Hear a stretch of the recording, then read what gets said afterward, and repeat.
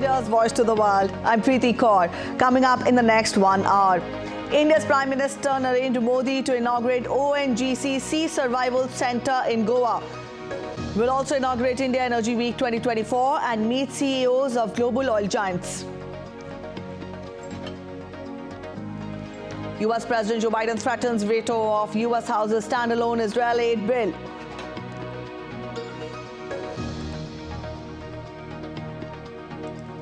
King Charles, diagnosed with cancer, will postpone duties and undergo treatment.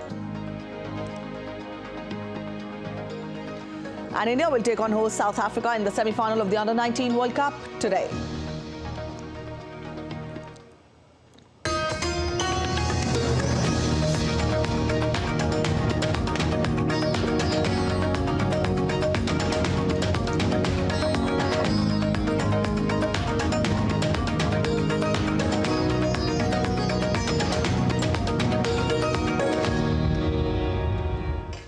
India's Prime Minister Narendra Modi will visit the southwestern coastal state of Goa on Tuesday to inaugurate multiple projects. During his visit, he will inaugurate the India Energy Week 2024 and will also unveil over 1,330 crore rupees worth of public projects. Here's a report. India's Prime Minister Narendra Modi will be unveiling multiple public projects in Goa today. He will inaugurate the ONGC Sea Survival Centre, which is an integrated sea survival training centre aimed at advancing the Indian sea survival training ecosystem to global standards. The centre has the capacity to train about 15,000 personnel annually.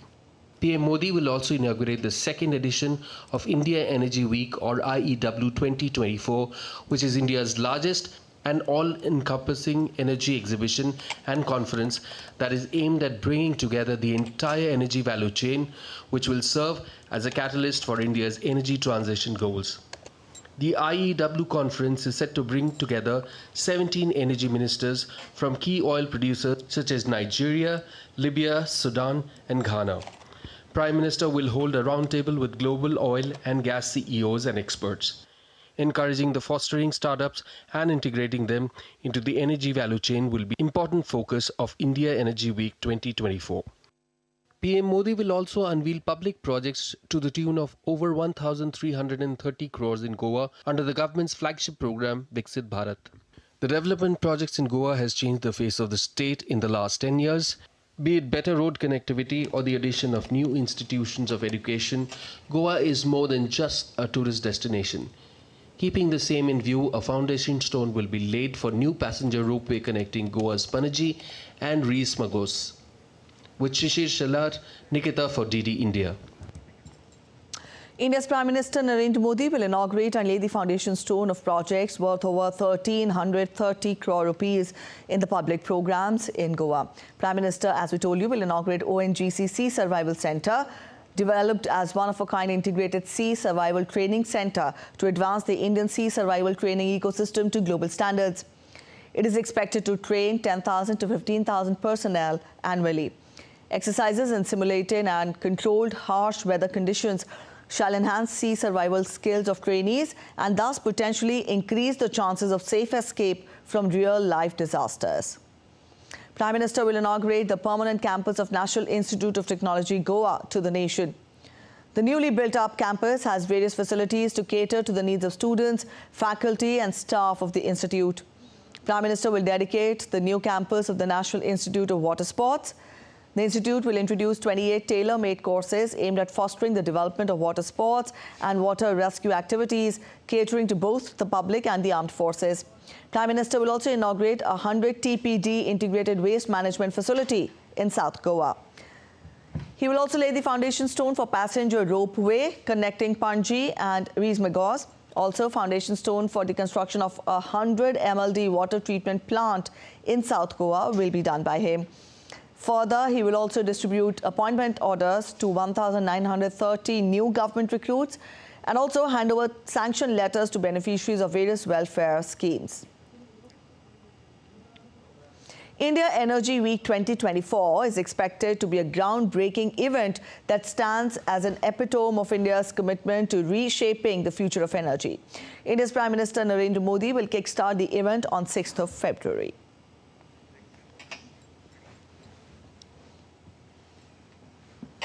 And India is making pioneer innovations to fast-track clean energy transition. The ethanol-blended petrol program is saving $4 billion annually, reducing import dependence and leading the way to a cleaner future. India aims to reach net zero emissions by 2070, and this is a significant step towards our fight against climate change. Our correspondent Tapas Bhattacharya gets us more details.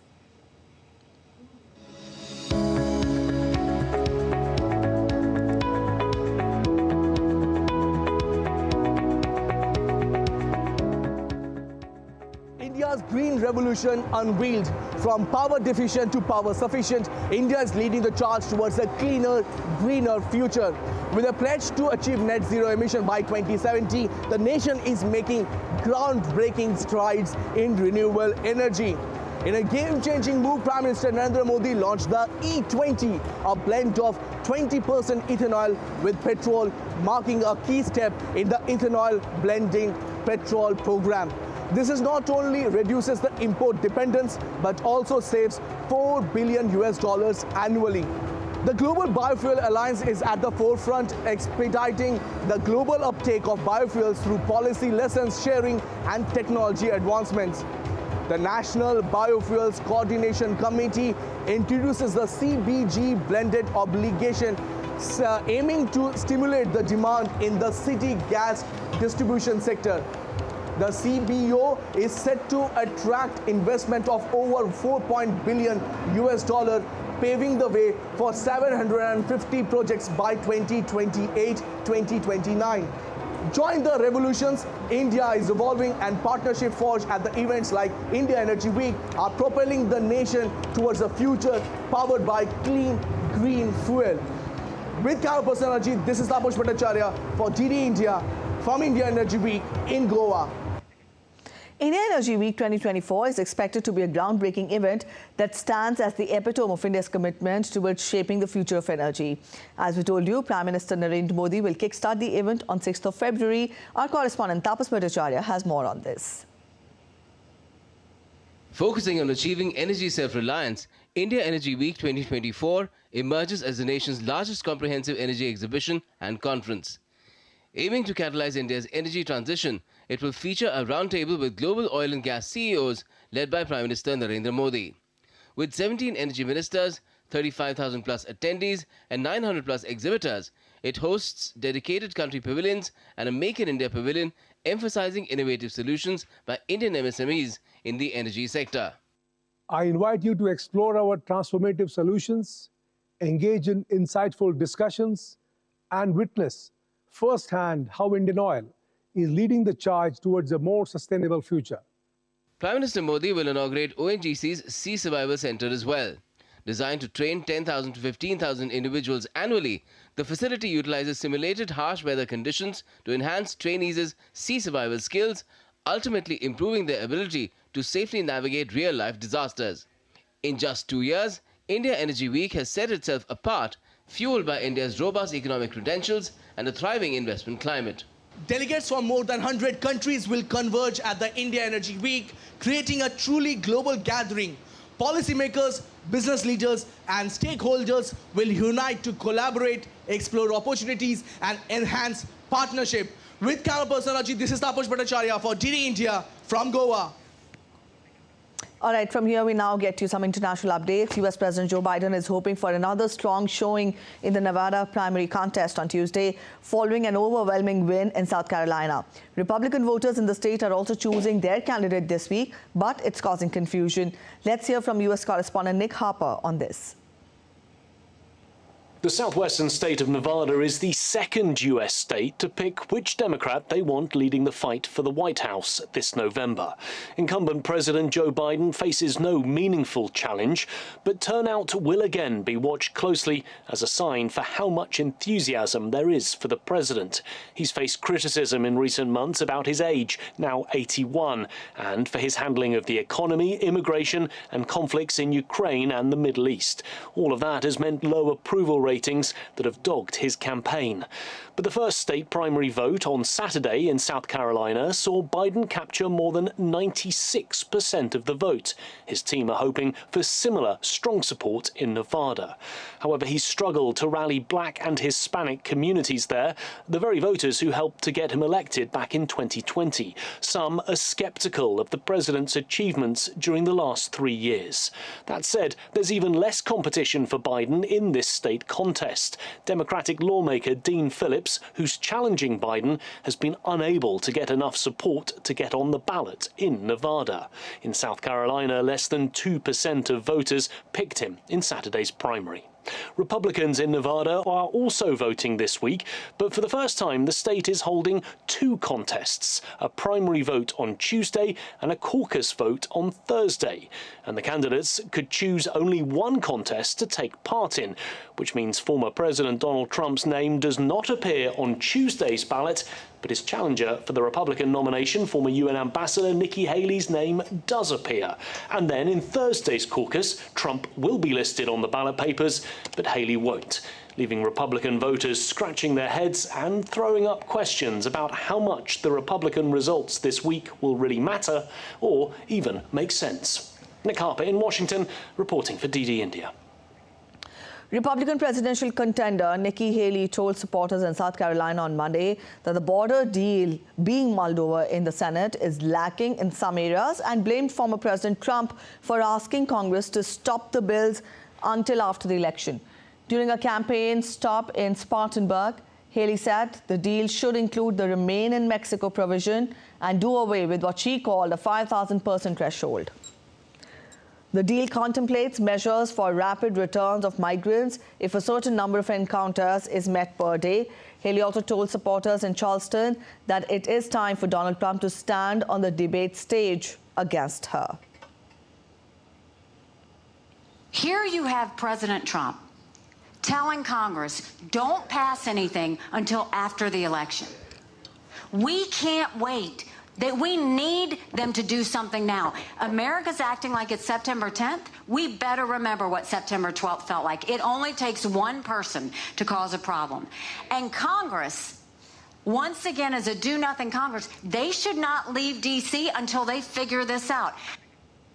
U.S. President Joe Biden told reporters on Monday that he was disappointed over Dreamers being left out of a bipartisan border security bill headed to a U.S. Senate vote this week. Asked during a visit to Las Vegas about the bill, Biden also said that he hoped the House Speaker Johnson pays attention to what the Senate is doing. The bill is likely to dash hopes for a quick, clear path to citizenship for hundreds of thousands of people brought into the U.S. illegally as children, as Congress takes a harder line on immigration. Republicans are bitterly divided over the issue, with Donald Trump and House Speaker Mike Johnson loudly voicing opposition. U.S. President Joe Biden's administration said on Monday that he would veto a standalone bill backed by House of Representatives Republicans that would provide financial aid to Israel, as the White House pushes for a broader measure to extend financial assistance to Ukraine and Israel and providing new funds for border security. Officials from the Democratic president's administration have been working with Senate Democrats and Republicans on the legislation. The $118 billion spending measure also would provide humanitarian assistance to the civilians affected by global conflicts. Russia accuses U.S. President Joe Biden of carrying out strikes in Iraq and Syria as the presidential election campaign is heating up on Monday. At the meeting of the Security Council on the strikes, Russia's UN Ambassador Vasily Nebenzia said there was no justification for the U.S. action. The U.S. initiated airstrikes against Iran's Revolutionary Guard and allied groups following the death of 3 U.S. soldiers in Jordan, blaming Iranian-backed militias. Washington continues to sow chaos and destruction in West Asia, the biggest operation of the U.S. in the region since 2003. Presented by Joe Biden as an act of retaliation for an attack of the use of an unmanned aerial vehicle of unconfirmed origin on the American base that is illegally in Syria has no justification. We see in these flex their muscles attempt First of all, a desire to influence the domestic political landscape in America, a desire to somehow correct the disastrous image of the current American administration on the international arena as the presidential election campaign is heating up. Meanwhile, Deputy U.S. Ambassador to the UN, Robert Wood, justified the U.S. strikes in Syria and Iraq under Article 51 of the founding UN Charter, which covers the individual or collective right of states to self-defense against armed attack. Let me be clear. The United States does not desire more conflict in a region when we are actively working to contain and de-escalate the conflict in Gaza. And we are not seeking a direct conflict with Iran. But we will continue to defend our personnel against unacceptable attacks. We're heading for a short break, but still to come on this edition of DD India News Hour, aiming to expedite negotiations on the normalizing of the deal between Saudi Arabia and Israel. U.S. Secretary of State Antony Blinken holds meeting with Saudi Crown Prince Mohammed bin Salman. Farmer protests continue to grip Europe, with Italy facing intense protests even as situation eases in France and Germany for now. Amid rebuilding efforts, Turkey's Hatay earthquake victims remember the simpler life before the earthquake.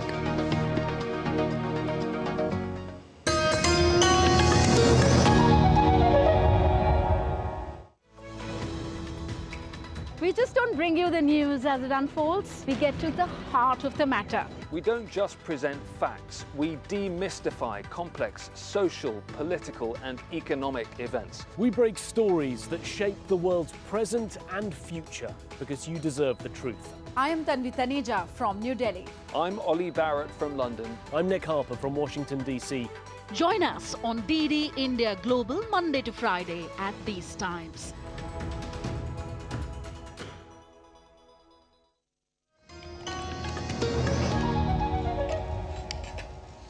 Welcome back after the break. You're watching DD India News Hour.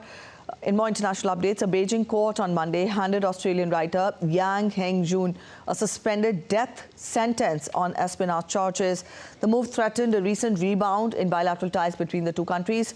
The sentence was handed down 5 years after Yang was detained in China and 3 years after his closed-door trial on espionage charges. Australian Prime Minister Anthony Albanese on Tuesday said that it was an outrage that a Beijing court handed Australian writer Yang Hengjun a suspended death sentence on espionage charges and vowed to continue to make efforts for his release.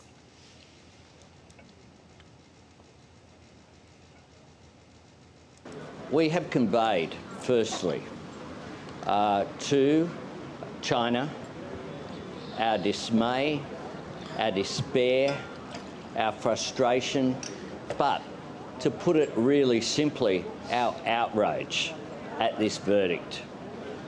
This is a very harsh sentence on Dr. Jung, who is a man who's not in good health, and we will continue to make the strongest representations. DD India correspondent Patrick Fox joins us from Singapore. Patrick, good morning. What more do we know about the charges against Yang Hengjun?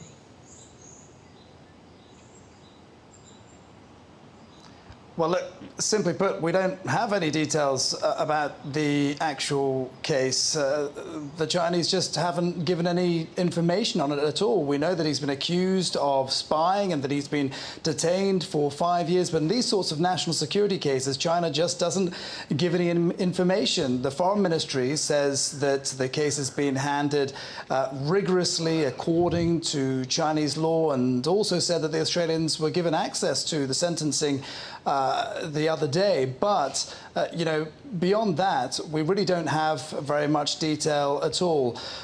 Human rights advocates have said that this is outrageous and said that this is a particularly harsh sentence also because, you know, he was given limited access to legal representation. And of course, the case has been long delayed. I mean, this has been going on for years now. His supporters say that this is political persecution and that he's being punished for hitting out at alleged human rights abuses by China. But, you know, what makes this case so interesting as well is that Yang Hengjun previously worked for the Ministry of State State Security. So in a sense, what we have here is the Ministry of State Security going after one of their own, and you can't imagine that China would have taken kindly to one of their own criticizing the government, and that's why many people feel this is the result of what's happened to him.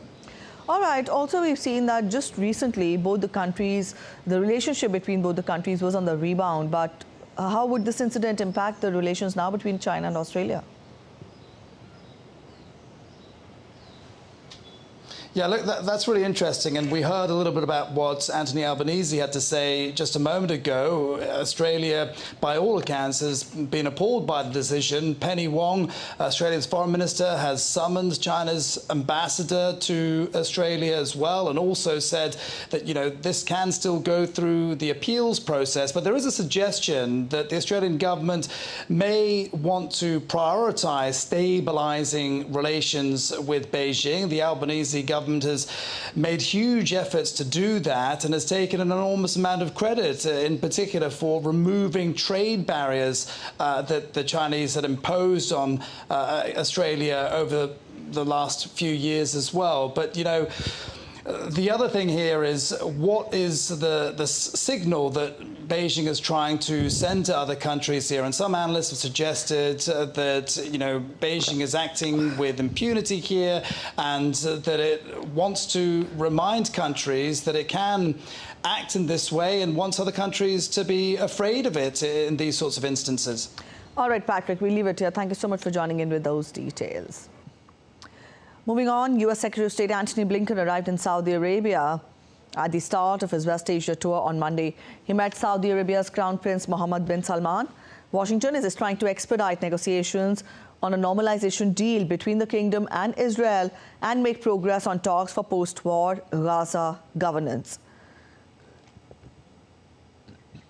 Blinken will also visit Egypt, Qatar, Israel, and the Israeli-occupied West Bank this week. He will push to advance the Egyptian and Qatari-mediated conversations with Palestinian Hamas terrorists on a deal to free Israeli hostages held in Gaza. King Charles III is being treated for cancer, Buckingham Palace announced on Monday. It was diagnosed during the King's recent hospital treatment for an enlarged prostate. While that was judged benign, the King's spokesperson said doctors noted a separate issue of concern, which subsequent testing confirmed was a form of cancer. Stuart Smith gets us more from Buckingham Palace. Hasn't revealed what kind of cancer the King is suffering from, nor to what stage it's progressed. But the palace said the King is feeling wholly positive about the care he's receiving. We know he's being treated as an outpatient, so on Monday was able to return to his residence in central London, Buckingham Palace, where he will continue with his duties as head of state, reviewing and signing important documents, attending those weekly meetings with the Prime Minister, Rishi Sunak, but on the advice of his doctors, avoiding public and ceremonial duties. The Prime Minister on Monday, when the news was made public, said he was wishing His Majesty a full and speedy recovery and that he has no doubt the King will be back to full strength in no time and that the country will be wishing him well. Stuart Smith in London, reporting for DD India. Italian farmers protesting about red tape and cheap imports from outside the EU headed towards Rome in convoys of tractors on Monday. Farmers from agricultural regions such as Tuscany headed south towards the capital, flying the Italian flag and carrying handwritten signs with slogans including "No farmer, no food." They were expected to congregate on the outskirts of Rome, pending further protests later in the week. The Italian farmers share many of the grievances expressed by their counterparts in other parts of Europe during a wave of protests over the past few weeks. Meanwhile, the protests have eased in France and Germany for now, but appear to be growing in intensity in other parts of the EU.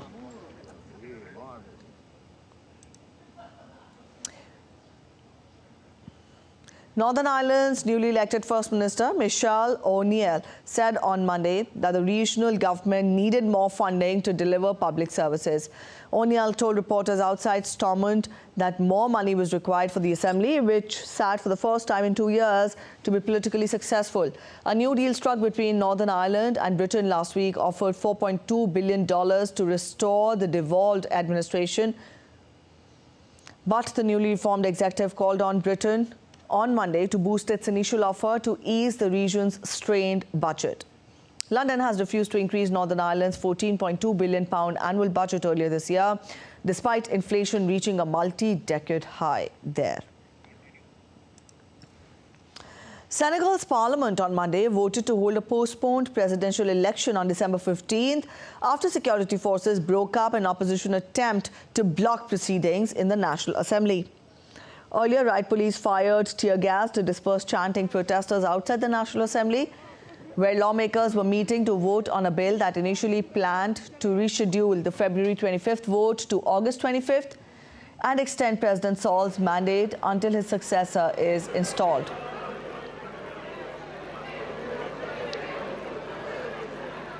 After hours of procedural discussions, lawmakers were due to start the debate and then vote on the bill when around a dozen opposition members rushed to the podium, halting parliamentary business.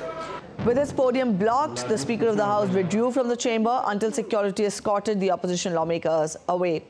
Minutes later, those remaining passed a resolution to reschedule the election to December 15th this year.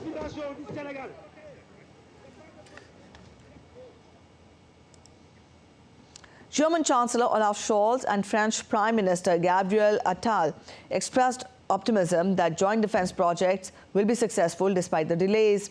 The program is to include the development of combat aircraft, associated drones and a communications infrastructure as well. The cost for the new development phase have been estimated at around 3.5 billion euros. Now, these would be covered in equal parts by Germany, France and Spain. Attal and Scholz spoke at the occasion of French Prime Minister's inaugural visit. It was his first journey abroad since he took office on January 9th. Both emphasized on their commitment to a closer Franco-German cooperation. Argentina's President Javier Milei set off on an overseas tour on Monday that will see him visit Israel, locked in a conflict in Gaza, and then fly to Italy, where he will meet the Pope. President Milei will also meet Italian Conservative Prime Minister Giorgia Meloni, along with prominent business and religious leaders during his trip. He is scheduled to hold talks on Wednesday with Prime Minister Benjamin Netanyahu. Milei, who has said that he may convert to Judaism, is set to meet with rabbis in Israel and visit prominent Jewish sites in Jerusalem, as well as commemorate the October 7th Hamas attack on southern Israel. The general elections are set for February 18th, and the campaigning for political parties in Pakistan is taking place in full swing. The Election Commission of Pakistan concluded setting up the election management system and election monitoring on Monday. 3,600 people have received training to operate the EMS system, and 3,000 computers have been set up. The Election Commission of Pakistan has also completed the printing of 260 million ballot papers for all constituencies in the country ahead of the elections. There is an increase of 54.74% candidates as compared to 2018 elections. Political parties and independent candidates are actively participating in the campaigns.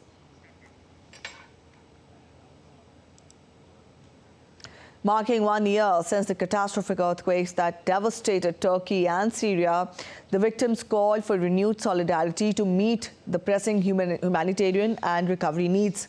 Hundreds of people attended Monday's commemoration, which was marked by a march and a performance by local orchestra and choir singers.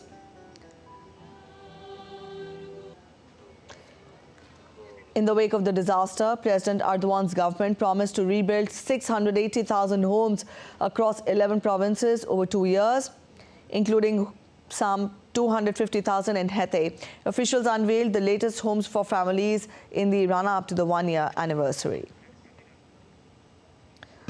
A quick break ahead, but still to come on this edition of DD India News Hour. In a bid to further strengthen the bilateral ties, India's External Affairs Minister Dr. S. Jaishankar meets his Swiss counterpart at Hyderabad House. Uttarakhand to soon become the first state of India to implement the Union Civil Code. How? We tell you ahead. The 3-day-long Poi Lang Festival concludes. Stay with us for a quick sneak peek of the festival in Assam.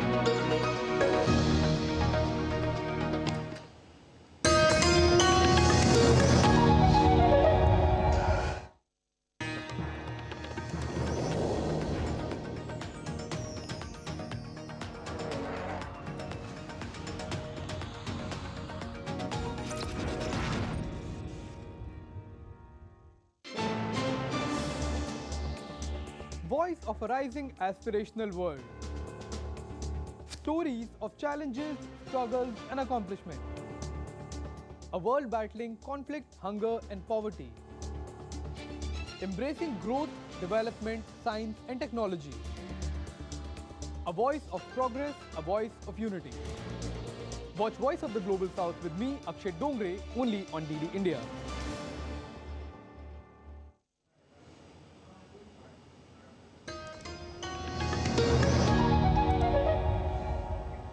Welcome back after the break. You're watching DD India News Hour and we'll get you a quick recap of the top stories once again. India's Prime Minister Narendra Modi to inaugurate ONGC Sea Survival Centre in Goa, will inaugurate India Energy Week 2024 and meet CEOs of global oil giants.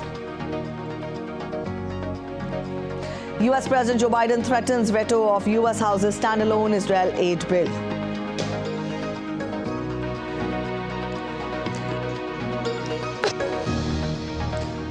King Charles, diagnosed with cancer, will postpone duties and undergo treatment.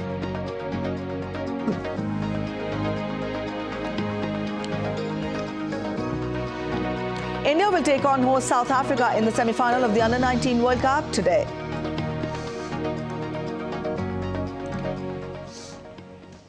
India's External Affairs Minister Dr. S. Jaishankar met with his Swiss counterpart Ignacio Cassis at Hyderabad House in the national capital. The two leaders discussed ways to further strengthen the bilateral ties after celebration of the 75th year of India-Switzerland Friendship Treaty last year. They also exchanged perspectives on regional and international issues, including the conflict in Ukraine. Switzerland's foreign minister gifted Mission to the Sun's watch to his India counterpart.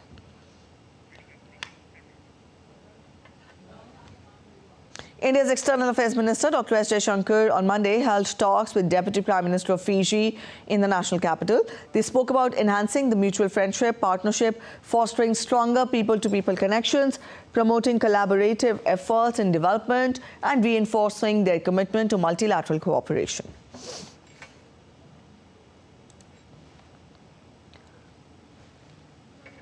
A parliamentary delegation from Suriname, led by Chairman of the National Assembly of Suriname, Marinus B., called on President of India, Draupadi Murmu, at Rashtrapati Bhavan on Monday. Welcoming the delegation, President Draupadi Murmu said that parliamentary exchanges are important as they provide an opportunity for interaction between the two democracies. Earlier on Monday, the delegation held talks with Lok Sabha Speaker Om Birla.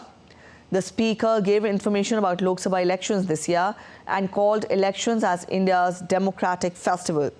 Marinus B. expressed happiness on his visit to India and described India as a great democratic country. The administration of India's Himalayan state of Uttarakhand approved the draft of the Union Civil Code, or UCC, on Monday. I beg your pardon, that was Uniform Civil Code. In a meeting chaired by State Chief Minister Pushkar Singh Dhami, the draft was approved and it will now be tabled during a special session of the State Assembly scheduled for February 6th. The Uniform Civil Code, or the UCC, aims at treating all sections of the society equally, irrespective of their religion. Currently, personal laws of various communities are governed by their religious scriptures. The draft will become a new law once the State Assembly passes it. The state of Uttarakhand will become the first state of India to implement the Uniform Civil Code.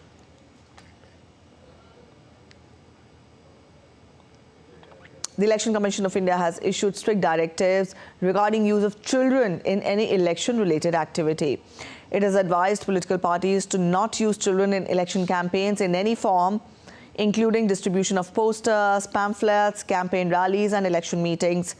The holding of children in arms, carrying a child in a vehicle or rallies is also restricted. However, the presence of a child accompanied by their parent in proximity of a political leader will not be construed as a violation of guidelines. A quick look at other stories making it to the headlines from across India. The Food Safety and Standards Authority of India, in its 43rd meeting, has approved various amendments to streamline food safety and standards regulations in India. After the amendments, the food businesses would not have to go to different authorities for mandatory certification. Now, only FSSAI certification has been made mandatory for food products. India's Union Health Minister Dr. Mansukh Mandavia laid the foundation stone for 4 nursing colleges virtually in Andhra Pradesh and Jammu and Kashmir. He also inaugurated the newly constructed building of the National Dental Commission in New Delhi. Speaking at the event, the minister said that the Indian government aims to provide affordable and accessible healthcare to all. India's BSF troops apprehended a Pakistani national near the international border in a village of Tarn district of Punjab. The apprehended 16-year-old revealed himself to be a resident of Kasur in Pakistan. 1 mobile phone and Pakistan currency have been recovered by the security force. India Coast Guard ship Varaha, an offshore patrol vessel, is on a 3-day visit to Kenya as part of the overseas deployment of Indian Coast Guard ships to Africa. The primary objectives of this visit are to strengthen long-standing diplomatic ties, enhance maritime cooperation and promote interoperability with the Kenya Coast Guard services and other maritime agencies. The 3-day-long Poi Lang festival concludes at Chalipatha Sham village of India's Assam. The festival is a 3-day celebration of Buddhist rituals and traditions. It began on February 3rd and saw participation of a large number of Buddhists from Northeast India. The event was attended by guests from South Korea, Thailand, Myanmar and others. A World Odia Language Conference was organized at Bhubaneswar in Indian state of Odisha. The conference was held to celebrate the richness of Odia language and culture on Metaverse. The event witnessed a congregation of various stalls depicting Odisha's culture, art and literature.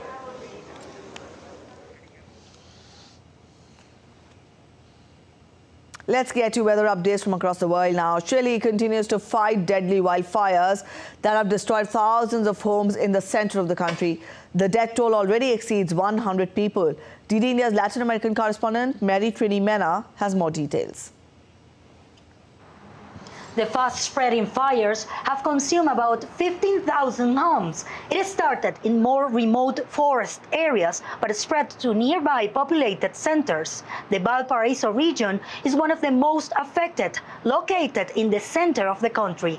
Firefighters are focusing their efforts on containing the fires. According to the Chilean government, there have been 165 fires across the country. About 40 of them are still active.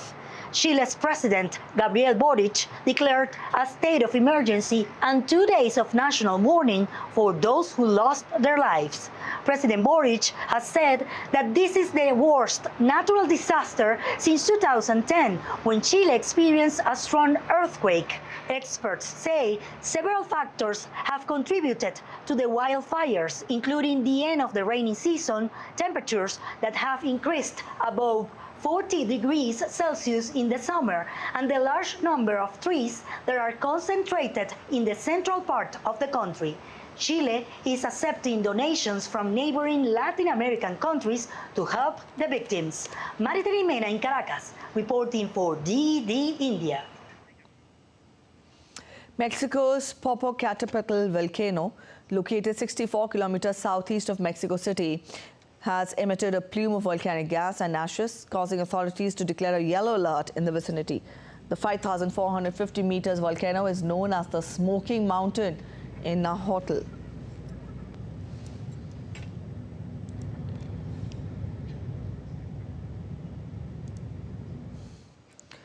Italy's Mount Terminello ski resort is facing a winter shutdown due to rising temperatures. Ski lifts are switched off and snow cannon is abandoned on the slopes. The resort, which is a popular destination for skiers from Rome, is facing difficulties in producing artificial snow due to the high temperatures. With 90% of Italy's pistes relying on artificial snow, resorts are considering alternative sources of tourist revenue. The resort is feared that skiing and its business will become a memory of the past soon. A deadly Pacific storm, the second Pineapple Express to sweep the west coast in less than a week, stalled over Southern California, causing torrential downpour, street flooding and mudslides. Extreme weather advisories were posted across parts of California and southwestern Arizona, where 35 million people live. The storm lashed Northern California with hurricane-force gusts of wind and heavy precipitation that intensified as it moved south. The National Weather Service reported over 10 inches of rain across Los Angeles, with more expected before showers taper off on February 5th. California Governor Gavin Newsom declared a state of emergency in 8 counties with combined population of over 20 million people.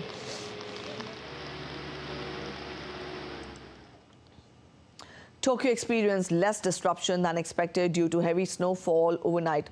Commuters outside Shinjuku Station, which has 3.6 million daily passengers, reported minimal delays.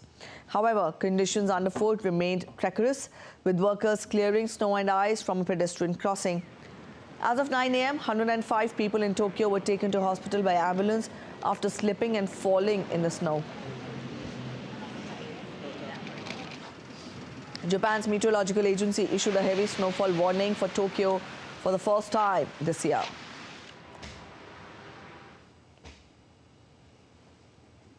All right, a quick look at other stories making it to the headlines from across the world.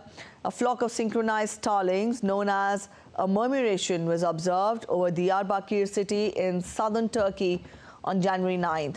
The birds swooped together, creating a mesmerizing cloud, and the phenomena is often observed at sunset.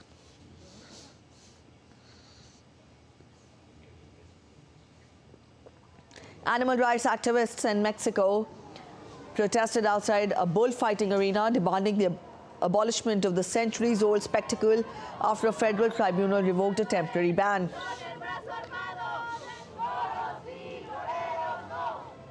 The protest was peaceful, but some protesters complained about police presence and metal barriers erected by the local government.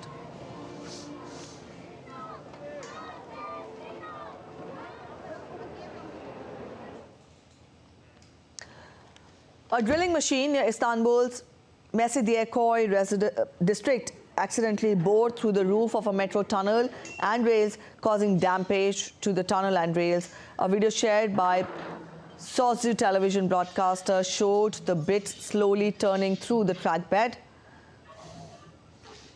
The Transport Ministry confirmed that the damage had been repaired. We're heading for a short break, but still to come on this edition of DD India News Hour. Stay with us to know how the US stocks fared after Fed ended speculation on rate cut.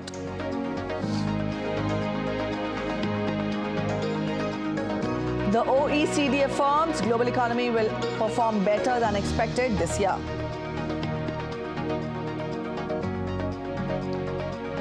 South Korea to face lowest ranked Jordan in the AFC Asian Cup semi-final in Al Rayyan city of Qatar today.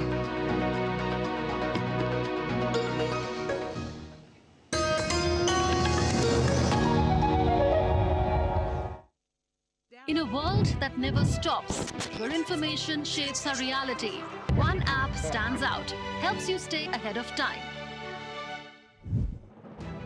Introducing the DD India app, your gateway to a world of news right at your fingertips. Your most trusted source of news goes global, goes digital. Explore a world of options, top stories, live updates, in-depth analysis, and more. Stay informed wherever you are. Real-time alerts keep you ahead of the curve always. The DD India app, connecting you to the world one story at a time. Download now and explore the world of knowledge, insights, and authentic information.